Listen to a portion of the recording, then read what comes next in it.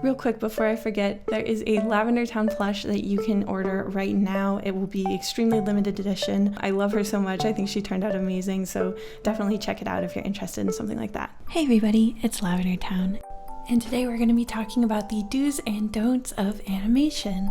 So starting off, I want to talk about the blink. And first, I'm going to show you guys how I used to animate this. So my default blink was kind of just a very simple one. I would do a bunch of different steps of the eye slowly closing, then I would get to the fully closed version of the eye, and then I would just kind of like copy and paste all those steps reversed, and then we would see the eyes open and close. There is absolutely nothing wrong with doing it this way. It looks like a real blink, but there's a couple things that I've found that kind of make it seem a little less exciting or a little less like real looking, if that makes sense. One of the things that I'm really trying to pay attention to is actually not making things too smooth. When you first get into animation, it's really tempting to try to make everything really smooth, and this is no exception. It's a very smooth blink with the eye slowly closing and slowly opening at the exact same pace. So you can see how this looks. This is the final product. And now I'll show you the way that I animate a blink now. First, the most simplified way, and then my most favorite type of blink.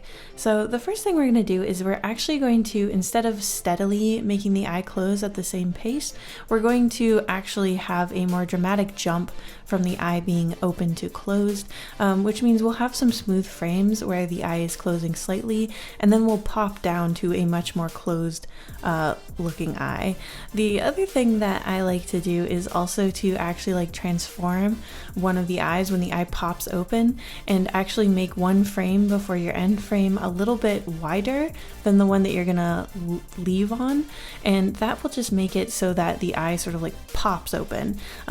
You are kind of exaggerating the movement by going more extreme on how open the eye is before it settles into its regular open position, and this is what that looks like. I feel like it has a little pizzazz to it. For my last blink animation, I'm going to do much the same thing where we're exaggerating the opening of the eye a little bit. We're making sure to put more frames in the first section of the eye closing and less in the middle. But the other thing I want to add, other than just exaggerating those popping open even more, is also to change the position of the iris. I find that if you move other things in your animation, every surrounding movement looks better, and so when the eye looks in a different direction while it's opening, it just makes it look so much more active and interesting. Obviously you can't do this all the time, sometimes you just want a normal blink, but I wanted to show you guys how I do this, and it's a great way to actually hide that iris movement, or only show a little bit of it and make it look really realistic and nice. Maybe not realistic, but you know, like in a cartoony sense, it looks really fluid and fun. So there's the final result of that, and here are all the blinks together. First, the one that I no longer do that's a little too smooth. The second is my normal sort of exaggerated blink, and then the third is my favorite with an iris move as well. Next, let's talk about lip syncing. Also ugly. This is an important skill anytime you want to make like an animation meme where the characters are actually lip syncing what you're hearing, or anytime you actually want to like animate a scene, you're probably going to need to do some lip syncing. First, I'm going to show you the way I would originally lip sync, and basically it's very simple. It's sort of like the anime mouth flap style, where you're just focusing on making sure that the mouth is open when audio is being played and closed when audio is not being played. And these are just like classic lip flaps. There's absolutely nothing wrong with this, and with some styles this will actually look more natural. It might even look more natural in my actual example because I use such a simplified little guy, but I find that even with my relatively simple cartoon style, actually morphing the mouth around the words and the vowels and stuff, hey everybody, it's LavenderTowne, even just a little bit can give it so much more interest and pizzazz. It just makes it look better to me. So now I'm going to show you how I'm trying to do it now. This is going to involve a lot of listening to your audio really slow and really thinking about the sounds that you're hearing. One of the things that I actually do, and this is 100% true and kind of embarrassing, but while I'm still learning about how to draw the correct mouth movements, I'm actually like saying the words out loud to myself while I'm animating. Like, for example, I just used an audio of me saying, hey everyone, it's LavenderTowne. So I'm literally just like, I'll be like, and thinking about, okay, where are my teeth touching? Where is my tongue touching? And so for like at the L sound, I'm actually making sure to show the tongue in the character's mouth, reaching up to touch the teeth, because that's how I make an L sound. And I find that it ends up looking so much more like the character is actually saying these specific words, not just like random like bop bop bop bop bop or blah blah blah blah blah. You know, it looks really accurate to the audio itself. You can definitely go really extreme with this, almost to the point of it looking kind of creepy. And sometimes I think that really works well depending on what you're trying to create. With comedy, I also think it can be valuable to over exaggerate the way that the characters are forming their mouths around those like vowel sounds or syllables or plosives, you know. Yeah, I highly recommend actually like saying the audio out loud to yourself while you're drawing the lip syncing, and you will learn a lot about how the tongue and teeth and lips interact with specific sounds.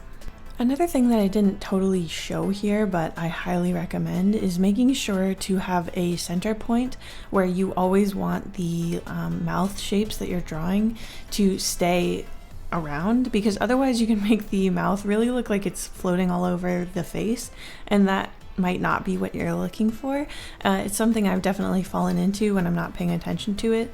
Onion skinning can help a lot with that in your actual animation program, but even so, it can gradually start to like float one way or another. So just make sure you're regularly checking back to the default position of the mouth and making sure that all of these mouth openings and closings are kind of falling around the center of that line. Everybody, it's LavenderTowne. Hey everybody, it's LavenderTowne. Next, I want to talk about bigger body movements. I'm just going to do this with a very simplified figure, and I'm basically going to show you guys the way I initially animated. And the great news about this is actually this is way harder than the way that I do bigger body movements now. And at least for what I've been doing, the way that I've changed to doing it is just so much better looking and easier. It's lower effort, it doesn't take nearly as long, and I think it just looks more poppy and exciting. But anyway, the way I used to do it is I would have two body positions that I wanted my character to be in, and I would essentially just continue tweening or making frames in between that are between the two extremes that I was drawing. So it would create this sort of like smooth transition from one pose to another. This is really great if you're trying to draw a character like dancing, or you're trying to make like a really fluid sort of transition between these two poses. But you'll see in this final version, like here it is. Hey everybody, it's LavenderTowne. It kind of looks like overly smooth and weird, like it doesn't look super natural, and it's not how like a real person would actually move. So especially for my little shorts and stuff, and even the intro of this video that you saw where I say, hey everybody, it's LavenderTowne, I use this technique. So just like with the first one, I have two extreme body poses that I want my character to fall into. I draw those first, and then it's a matter of how do we get our character from one to the other. Now, what I'm actually going to do is not animate the full transition between these two poses. What I do instead is I kind of use a snapping or popping technique between the poses, and the character, if you actually slow down the animation, doesn't actually move between these two poses. They pop into them, kind of like with the blink I was talking about, where they'll kind of like shrink down and then pop up and stretch into the next pose. This way you don't actually have to like slowly move the hands and the arms into the position that you're looking for. You are kind of just making a visual note of this separation without actually having to draw it, this transition into one pose from another. And you won't believe how well this works. Like, especially if you have like the hair or the eyes or the mouth moving, you don't even notice as a viewer really that there wasn't a smooth transition between the two. Another thing I think is important to always remember is that animation already it's a visual trick, you know? These things aren't actually moving, they're just pictures, right? So keeping that in mind and the fact that the human mind is already trying to fill in these gaps automatically, you don't actually have to put in as many frames as you might think you do. Hey everybody, it's LavenderTowne. Hey everybody, it's LavenderTowne. So here are the two versions of switching between these two poses. For me personally, even though these are very sketchy, I definitely prefer the second one, and I'll show you now. Here are some examples of real animation I put out recently, not just like quick examples for this video, but you know, things that I've published at the front of all of my videos or like my shorts, and you'll see there's a lot of these snapping from pose to pose to pose, and I don't think that it looks bad or anything.